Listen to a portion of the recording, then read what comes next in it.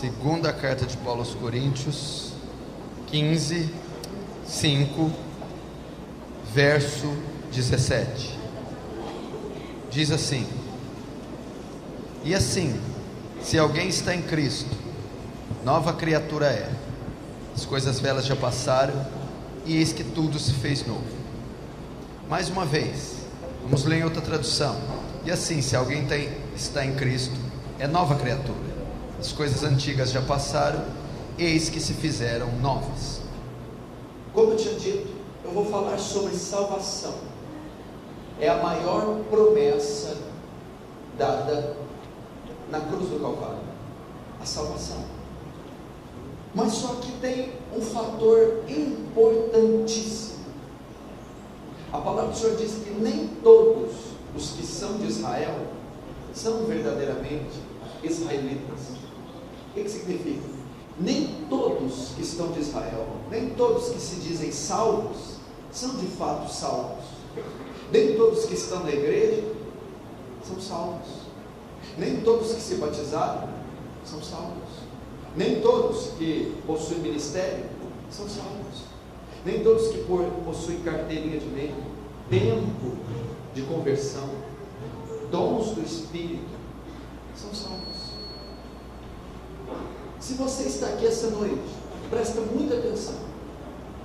Se você está aqui essa noite, eu vou mexer com você. Você vai ouvir coisas aqui que talvez nunca ouviu na sua vida. Talvez. Eu vou mexer com você. Você que está aqui essa noite, você que entrou aqui, você que está me ouvindo, aqui embaixo, em cima, você que está aí atrás, encostado na parede, você que está aqui é salvo.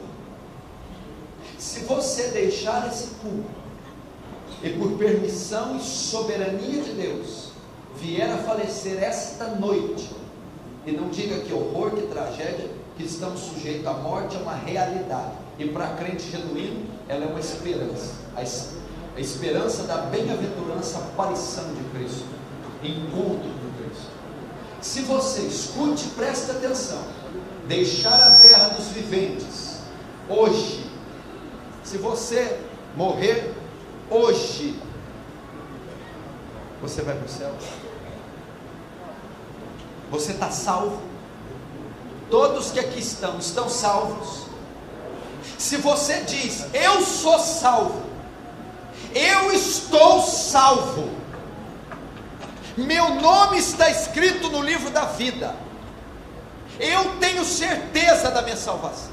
Se eu morrer hoje, morte natural, morte matada, morrida, acidente, seja o que for, eu vou para o céu. Se você diz isso, baseado em quais evidências e fatores você afirma isso? Tá bom, tudo bem. Se você diz: eu sou salvo, o que garante a certeza da sua salvação? Aonde você fundamenta e alicerça a sua declaração dizendo: sou salvo?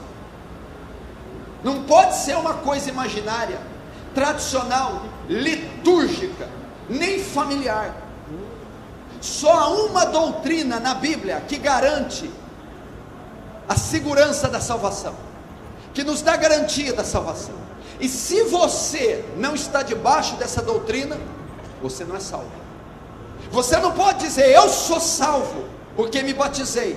O batismo não garante salvação de ninguém, e não é a doutrina da segurança da salvação. Eu sou membro, congrego, participo de uma denominação, por isso sou salvo. Isso também não é a doutrina que garante a salvação. Eu sou batizado no Espírito Santo, tenho um ministério, etc, etc. Também não. Não é. Só uma doutrina que garante, é a que eu abri na segunda carta de Paulo aos Coríntios.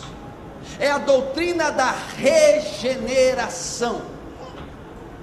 Só é salvo quem nasceu de novo, quem teve uma experiência sobrenatural com o Espírito Santo, e se fez uma nova criatura, depois que arrependeu dos pecados e creu em Jesus Cristo, e deu a Ele todos os méritos da sua salvação. Se você não é regenerado, se você não é nascido de novo, e o novo nascimento não é feito por uma saia, por um cabelo, por uma língua estranha, não é feito por um batismo na água. O novo nascimento não pode ser manipulado pela denominação. O novo nascimento nenhum homem tem poder de executar, nenhuma igreja. O novo nascimento é uma obra sobrenatural que só Deus pelo Espírito Santo pode fazer. E o que eu tenho visto? Essa doutrina está sendo chamada de doutrina esquecida. Não se prega, não se ensina, não se vive, não se importa com a regeneração. Nós temos dezenas, centenas e milhares de cristãos professos dentro da igreja, que ocupam cargos, que se batizaram, que tem anos e anos de igreja, que nunca nasceram de novo. Pessoas que mudaram a vestimenta, pessoas que mudaram os lugares que frequentavam, pessoas que mudaram alguns hábitos, mas nunca mudaram o coração, nunca mudaram a mente, nunca foram acometidas, não pela religião, mas pelo poder sobre-humano do Espírito Santo.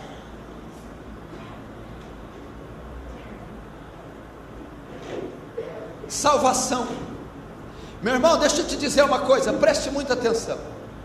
A palavra do Senhor diz: o que adianta o homem ganhar o mundo inteiro se ele perder a sua alma? O que significa ganhar o mundo inteiro e perder a sua alma? Significa correr atrás de bens, riquezas, nomes, renomes, e no final não ser salvo. Sabe o que a igreja moderna está fazendo? A igreja contemporânea, ela está dando ao homem o mundo inteiro, bênçãos, campanhas, promessas, milagres, curandeirismo, prosperidade, está mandando o homem rico para o inferno. O que adianta ganhar o mundo inteiro? O que adianta adquirir bens? O que adianta ter carros? O que adianta ter saúde? O que adianta possuir? O que adianta ganhar o mundo inteiro, mas perder a salvação? Meu irmão, olha aí para a figueira e vede os seus ramos, quando se tornam tenros, sabei que está próximo às portas. A terra está gemendo, anunciando a volta de Jesus. Prepara-te, ó Israel, para encontrar com teu Deus. A igreja está preocupada com comer e beber, ela está preocupada com matéria, ela está preocupada com enriquecimento, ela está preocupada com bem-estar, saúde, status, nome e renome. A volta de Jesus seria acompanhada desse quadro: indiferença, riqueza, prosperidade, curandeirismo, milagreiros, charlatões.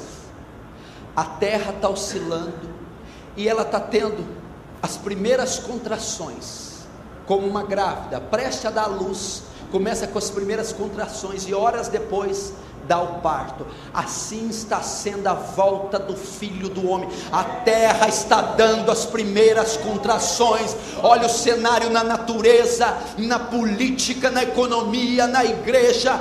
Terceiro, nós iríamos ver Israel, nós iríamos ver sinais na natureza.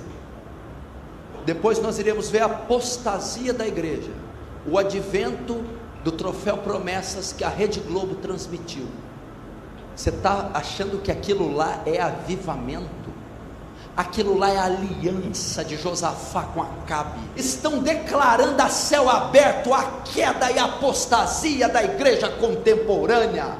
Aquilo não é louvor bíblico, aquilo é louvor antropocêntrico. O homem é o centro e não é cristocêntrico, onde toda a glória da letra, da melodia converge em Jesus Cristo.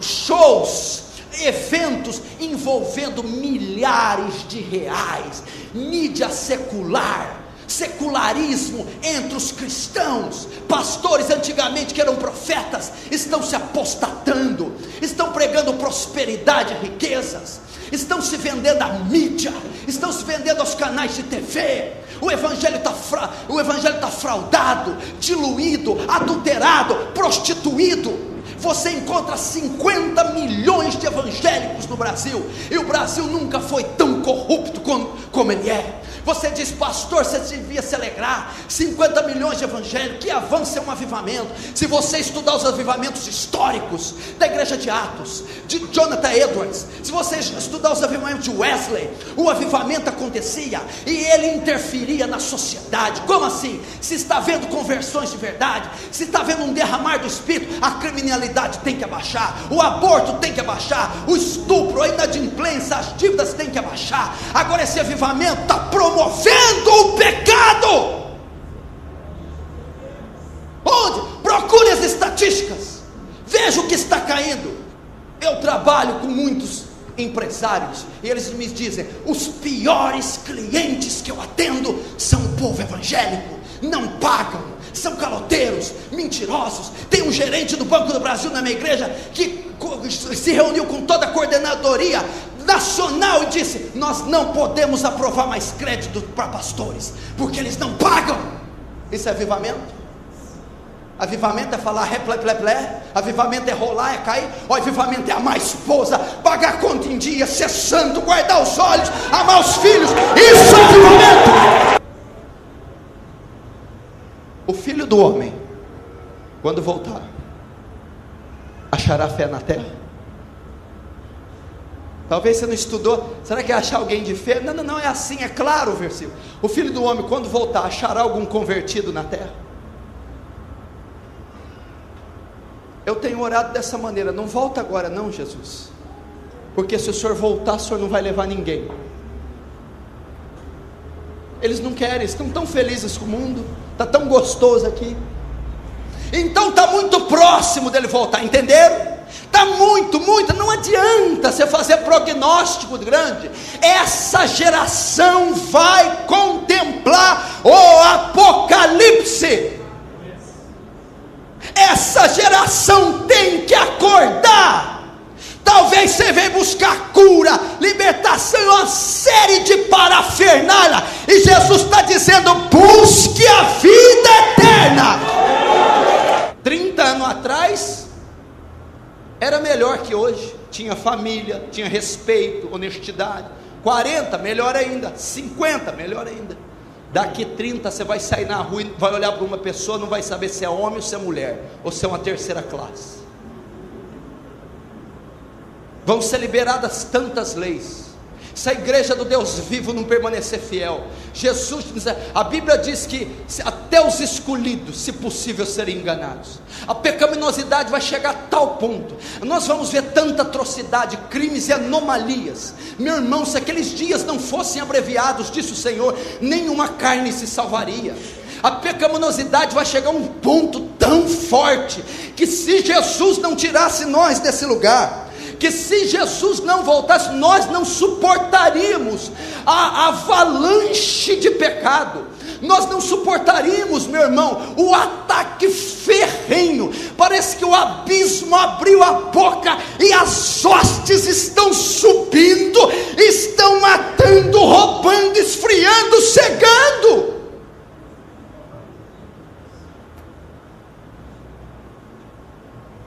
Ele está voltando. Só o joio, só o trigo vai subir.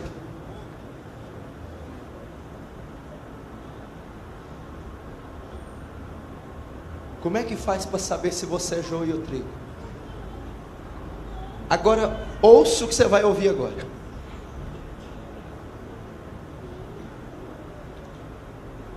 eu sou trigo, porque eu batizei. Vou repetir aquilo, depois vou acrescentar. Não faz nem um joio trigo entrar numa água. Água não tem poder, aquela substância. Faz nada. Tudo balela. Batismo, tomar ceia, dons do Espírito. Quando eu prego isso em igreja pentecostal, porque nós temos uma ignorância. O irmão de Deus é o que ora em língua, profetiza, roda a capa, grita, transpira, quebra o pau. A Bíblia diz assim: conhecereis a árvore pelos frutos e não pelos dons. Eu vou te dizer, o povo que mais manifesta dom nessa nação são os mais corruptos. Para mim, homem de Deus é o que vem mais cedo e abre a igreja, lava a igreja inteira, é o último a sair, aguenta a bronca. Esse que é homem de Deus. Tem pessoas que acham que homem de Deus é o que prega bem. Eu sou homem de Deus? Você não vive comigo na minha casa. Para saber se eu sou homem de Deus, tem que ver como eu trato a minha esposa, como eu uso o meu dinheiro, como eu sou as quatro portas, quatro paredes. Não pode dizer que eu sou homem de Deus só por berrar. Aquele irmão tem a unção, aquele irmão revela, aquele irmão profetiza, e aquele irmão deita, rola, acorda só no outro dia. Deve ser de preguiça, viu? Aquele irmão é uma benção. Os dons não são evidência de alguém ser trigo. Eu te provo com a palavra. Pai, não profetizei eu em teu nome? Jesus, Pai, não expulsei eu em teu nome muitos demônios? Sim. Pai, não curei enfermos em teu nome? Dom de cura, dom da fé, dom de profecia. Pai, agora o maior dos dons, não fiz eu muitos milagres? Milagre é uma operação sobre-humana. Curar é uma coisa, você cura uma doença. Milagre é aquilo que não tem cego ver, aleijado andar, membro crescer. Não fiz eu muitos milagres em teu nome? Jesus, sim. Então vos direi: apartai de mim, vós que praticais a iniquidade, pois eu nunca vos conheci. Olha o terror da declaração. Você não entendeu? Eu nunca vos conheci. Ele está dizendo, não é que eu conhecia no começo, depois você desviou. Não é que você estava no primeiro amor, esfriou. Ele está dizendo, nunca te conheci. Você nunca se converteu. Mas então por que você me usou? Falou certo, usei, mas você nunca foi salvo. Eu usei mula, eu usei profeta, queria amaldiçoar, eu fiz eles abençoar, nem por isso foram salvos. Os dons são evidência. Tanta gente que esconde atrás dos dons. Lá na livraria de Franca entrou um homem para a dona da loja, profetizando, orando em língua estranha e falando com ela. Mexeu com ela, foi embora. Quando ela vai fechar a loja, ela sente que está faltando uma Bíblia de estudo de R$130. Ele roubou. É evidência. Agora que eu quero entrar, pastor, eu fumava, eu parei de fumar. Sou trigo? Não. Pastor, eu bebia, quando eu vim para Jesus, parei de beber. É evidência que eu sou salvo? Não. Eu ia na balada, eu ia em festa, parei de ir, depois que eu vim para Jesus. Sou trigo? Não. Pastor, eu usava calça apertada, mini saia. Agora olha, é difícil ver até meu calcanhar. Não corto o cabelo, estou empanturrada de roupa. Sou salvo? Não. Parei de fazer sexo com o namorado. Mudei. Parei de frequentar lugares. Sou salvo? Não. Isso não é evidência da salvação. Deixa eu te fazer uma pergunta. Freiras fumam? Freiras vão em boates? Não. Freiras adulteram, fazem sexo? Não, não tem nem marido. Freiras ouvem música mundana? Freiras são salvas? Então por que você acha que tudo isso vai te dar salvação? Nicodemos fumava, bebia, traía a mulher, ia em balada. Nicodemos lia mais do que você a Bíblia, e até hoje ele conhece mais que você, orava mais que você, era mais piedoso, moral e mais santo. Nicodemos era salvo quando encontrou com Jesus. O que salva um pecador então? Porque tem muçulmana que é 30 bilhões de vezes mais santa que você, irmã, e elas vão queimar no inferno. Tem muçulmana que não é o calcanhar, não, só os olhos que ela mostra. Eles não fazem nada, 5 vezes ao dia, ora voltado para Meca. Eles não tocam em nada imundo, não são salvos. Por que não? Deixa eu te falar. Porque se as obras te salvassem, os seus hábitos, você anularia a cruz de Cristo, e a força da salvação, e a obra da salvação estaria nas suas mãos, na sua capacidade de fazer ou de deixar de fazer. A salvação só é feita por uma maneira. Alguém se torna trigo só de uma maneira. Presta muita atenção. Deus fez o homem mais semelhança no Éden. Quando o homem peca, o homem que era estruturalmente, moralmente, espiritualmente perfeito, quando ele peca, o vírus, a infecção do pecado entra e ele se corrompe de tal maneira que não dá para definir o tamanho, a distância que foi o homem antes da queda com o da queda, de tamanha que foi a queda. Então o homem corrompeu, execrou, degradou, se tornou corrupto ao ponto de Deus não tolerar orar, expulsá-lo do Éden e condená-lo imediatamente. Para salvar o homem, o que Deus faz? Aquele ser é corrupto, aquele ser é maldito depois da queda.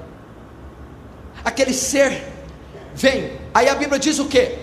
Por um homem entrou o pecado, e pelo pecado veio a morte, e todos morreram. Todos que vinham de Adão já vinham com pecado. Você já nasce condenado.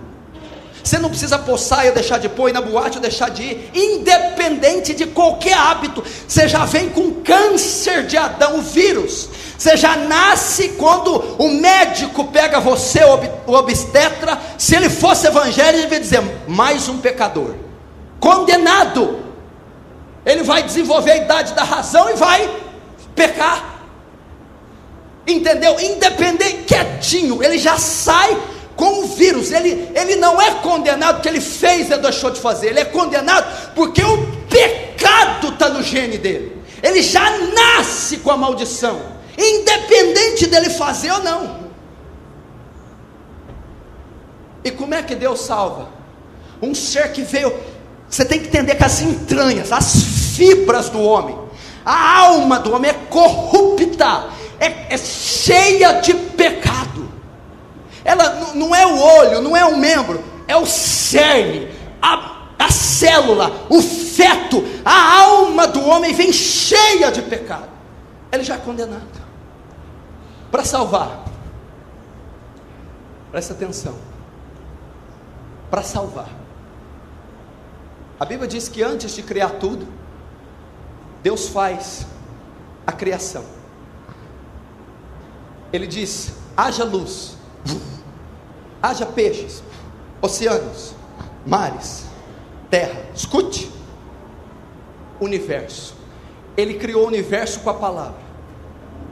Tem uma palavra latina para isso. Deus criou do nada, do ex nihilo. Do nada, Deus cria o universo e cria o homem. Do nada, imagina, não existia nenhum próton, nêutron, uma molécula, nenhuma célula, núcleo, membrana e citoplasma. Deus com a palavra criou tudo, desde a célula até as galáxias do universo e o homem. Do nada ele criou, do ex nihilo. Imagina quanto poder Deus não usou para fazer o universo. Imagina, tenta imaginar. Vou dar um exemplo. Tenta fazer essa toalha do nada. Do nada, faz aparecer essa toalha. Cria essa toalha, sem nada na sua mão. Só essa toalhinha. Quanto poder você não precisa? Imagina o universo. Imagina quanta glória. Agora deixa eu te dizer. Para salvar um homem que pecou, para salvar uma criatura que ele fez perfeita e que se execrou no pecado, o poder que ele usa para salvar um pecador é maior que o poder que ele usou para criar o universo.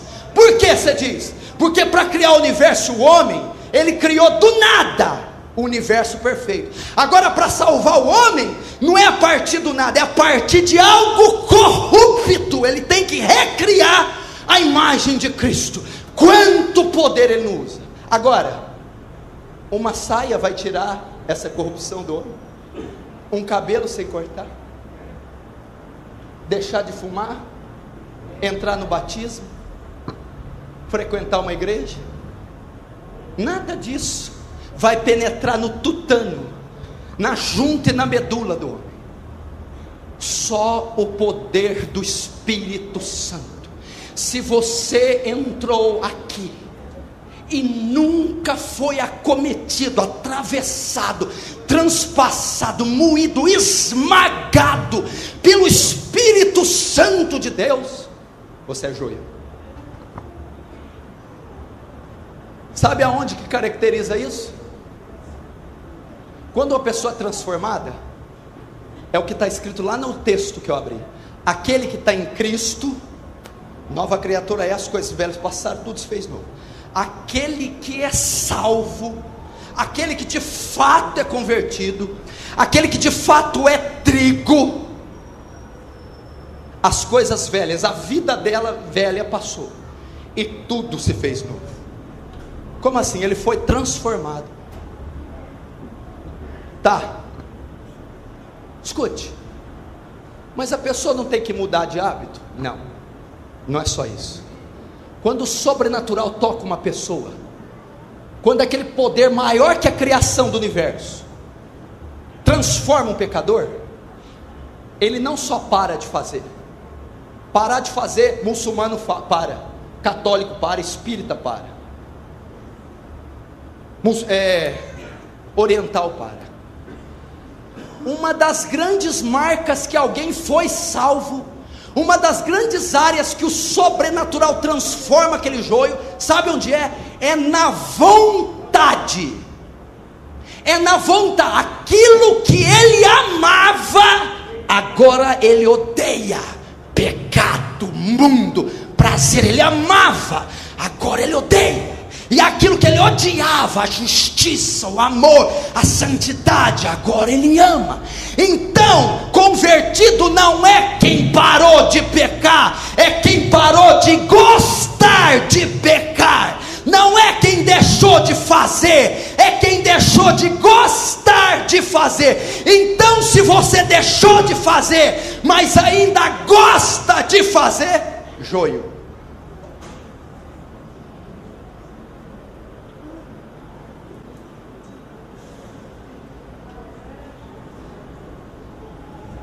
Deixar de fazer eu posso, deixar de matar, de fornicar, de masturbar, fumar, beber, sair, pôr roupa curta, mas por dentro eu ainda gosto, eu ainda quero, eu ainda preciso, mas não faço por causa da religião. É isso que caracteriza um joio e um trigo. Se a vontade dele foi mudada, não é se ele parou de fumar, vestir, sair, porque isso qualquer pecador faz. Mas se é o pecado que ele tanto amava, a prática mundana, a lascívia, as orgias, a mentira, o ódio, o rancor, a vingança, agora ele odeia. Você não está entendendo, uma moça não precisa. Aí presta atenção, quando a vontade foi mudada, depois que ela foi mudada, depois que o Espírito Santo transformou aquela massa corrupta, aquele filho de Adão, merecedor do lago de fogo, quando o sobrenatural transforma ela, a vontade dela muda. E depois que a vontade muda, manifesta-se em obras. Então ela para de fazer, se santifica, veste melhor, muda, mas não porque mandaram, porque ela deseja. Você não está entendendo? O nascido de novo, o pastor, o líder, a mãe, não precisa dar uma paulada na cabeça para não vestir tal roupa, para não ir em tal lugar. Ela foi transformada.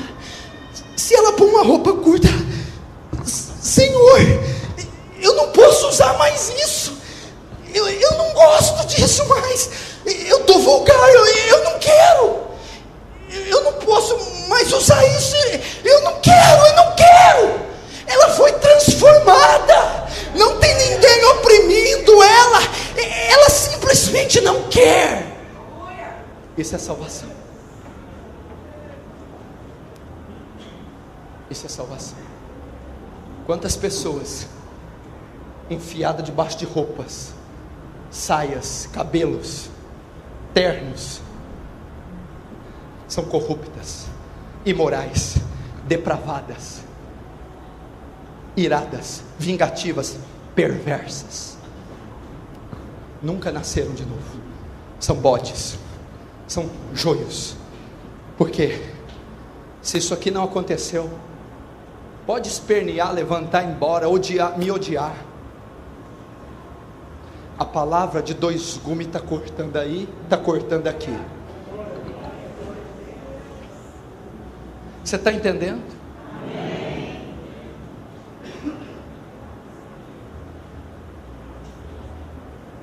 Quem está em Cristo, nova criatura. Nem todo aquele que me diz Senhor, Senhor, entrará no reino dos céus, mas só aquele que faz a vontade do meu Pai que estás no céu. Meu irmão, deixa eu te dizer,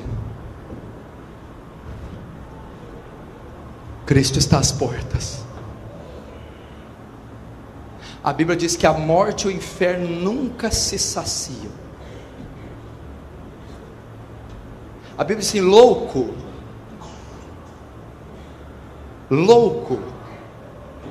se pedirem a tua alma, o que tens preparado para ele? E para quem será?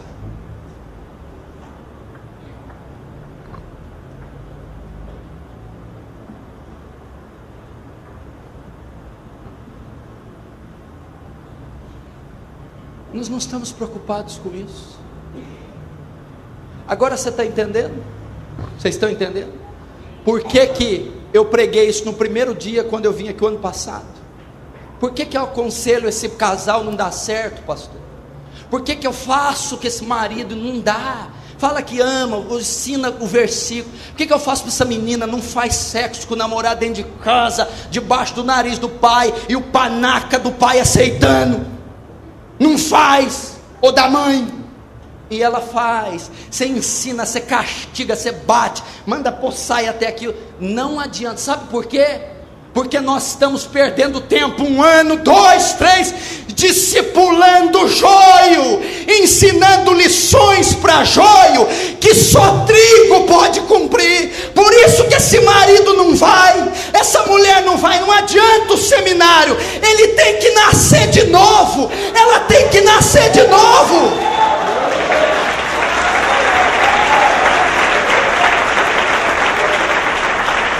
Deixa eu te dizer, a Bíblia, o princípio do casamento em Efésios, o princípio do cristão, do pastor, da ovelha, do diácono, na Bíblia, ele foi escrito só para o trigo. O trigo consegue cumprir, ele tem a mente renovada, ele foi transformado.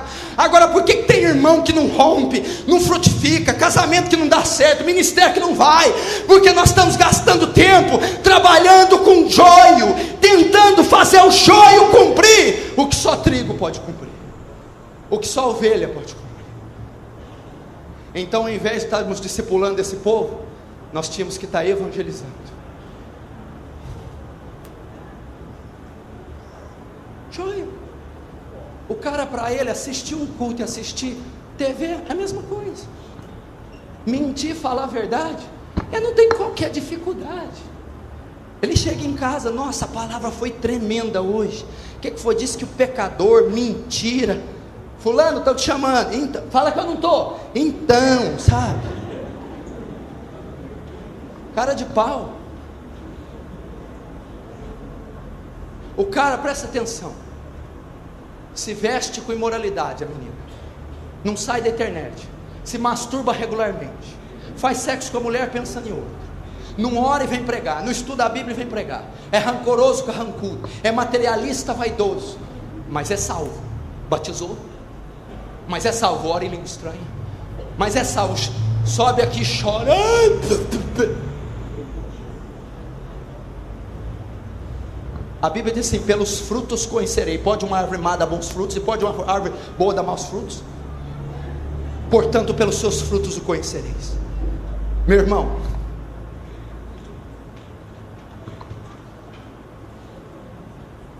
só o poder maior que criou o universo. Pastor, então como é que faz para um pecador converter? Pastor, falou comigo. Eu não sou salvo mesmo, não. Cansei. Hoje eu jogo a toalha.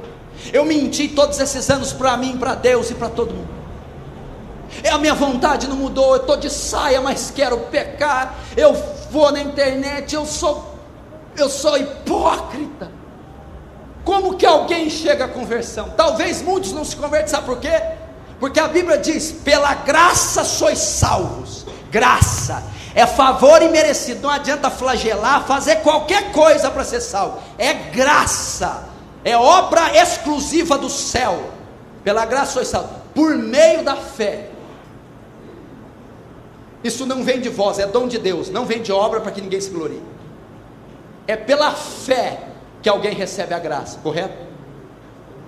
Tá bom. O que produz fé? De sorte que a fé é pelo ouvir e o ouvir da palavra. Então, um pecador maldito, filho de Adão, digno do inferno, só pode ser salvo se ele crer. Se ele crer e arrepender dos pecados. Jesus disse, o primeiro sermão de Jesus não foi bênção, não. Primeiro, 30 anos calado, o primeiro: arrependei-vos e credes no Evangelho, porque o reino de Deus é chegado. Então, como que uma massa corrupta, filha de Adão, pode ser salva? Pela fé, crendo. E como que essa pessoa é levada à fé? O bêbado, o drogado, o maconheiro, o fariseu, o falso cristão, o frio, como que aquele ser que merece o inferno, corrupto, pode crer? Ouvindo o Evangelho. Pastor, mas eu não ouço todo dia? Talvez não. Talvez aquilo que você liga na televisão não é Evangelho. A fé vem pelo ouvir e ouvir as Escrituras Sagradas. A fé vem pelo ouvir e ouvir o Santo Evangelho. Isso que está aí fora não é Evangelho. Prosperidade não é Evangelho. Curandeirismo não é Evangelho. Charlatanismo, popstar, tietagem, isso não é Evangelho. Quem que vai converter? Presta atenção, quem que vai converter com esse discurso? Olha aqui, escuta, olha para mim. Venha, vem que Jesus dá paz, vem que Ele cura toda enfermidade, vem que Ele te dá um emprego, vem que é só vitória, vitória. Passa um satanista, filho do capeta, com crise, ele quer vitória, ele quer cura, ele só não quer nada com Jesus, mas ele quer ter paz, felicidade, dinheiro. Um espírita muçulmano, você está entendendo? Isso não vai levar aquele ser corrupto ao arrependimento. A fé não vai produzir nele fé. Isso não é Evangelho. Não é? Pega ali a mulher de um satanista que acende vela para Beelzebul, está com um filho doente, desenganada, aqui está curando, aqui está dando bênção, ela vai vir. Quem disse que ela vai converter?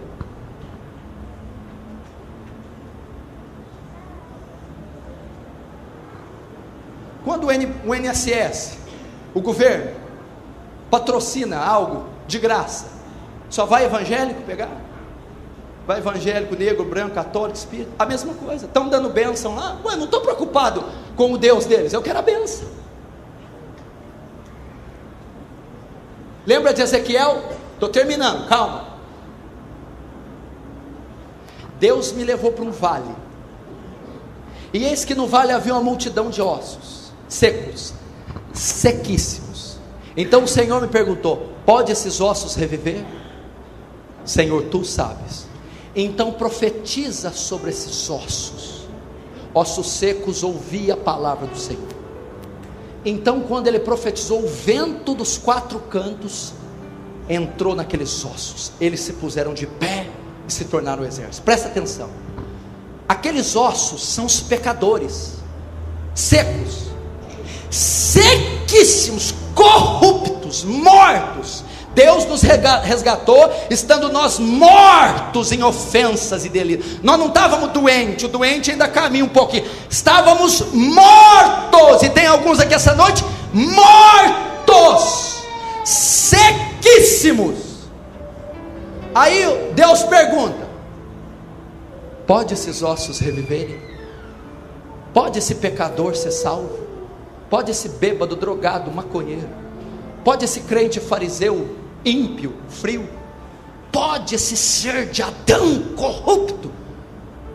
Pergunta. Ezequiel sabe o que responde? Tu sabes. Sabe o que Ezequiel está dizendo? Só o Senhor tem esse poder. Não tem profeta, denominação, batismo, saia. Só o céu pode salvar um pecador. Aí Deus devolve para ele: tudo bem, só eu posso salvar, mas eles só serão salvos pela fé. Pela fé. E a fé vem pelo ouvir a palavra. Tá. Então profetiza Ezequiel para eles, pregue o evangelho, pregue a palavra, pregue as escrituras flamejantes, vivificantes. Pega a espada de dois fios, prega, profetiza sobre esses ossos. E ele profetizou salvação por meio da fé. Fé vem pelo ouvir. Então ele prega, eles ouvem. Quando eles ouvem, o que vem dos quatro cantos? O único poder que pode ressuscitar um pecador, salvar: o Espírito Santo. Então quando você prega o evangelho para um pecador ou multidão, você prega, gera arrependimento e fé. Então o Espírito Santo vem e transforma aquele filho de Adão, e perdoa os seus pecados, e o regenera, ele nasce de novo. Então ele se torna trigo, ele se torna salvo. Você está entendendo?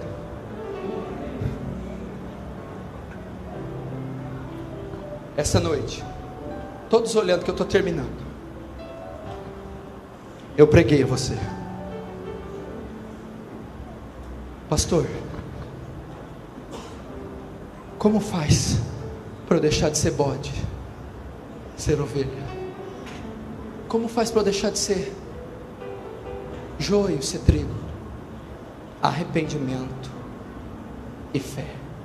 Confessar: eu não sou salvo, minha vontade não foi mudada, eu não nasci de novo. Mas essa noite, nessa ministração, a espada de dois fios me atravessou. Eu pude entender, eu pude crer no evangelho. Eu pude ver que se o sobrenatural não mudar minha vontade, não me transformar, continuarei uma massa corrupta. Deus quer fechar esse seminário salvando pecadores, salvando maridos, salvando esposas, salvando filhos, salvando obreiros, salvando, meu irmão, avós, tios, crianças. Feche os seus olhos. Espírito Santo, eu não tenho poder algum, Espírito Santo, só você tem, Espírito Santo. Deus, salva essas almas, traz convicção do pecado, escreve o nome delas no livro da vida, muda, Senhor, sua vontade. Eu clamo pelo vento dos quatro cantos, pelo Espírito Santo de Deus, sopra nesse lugar, sopra sobre esses corações.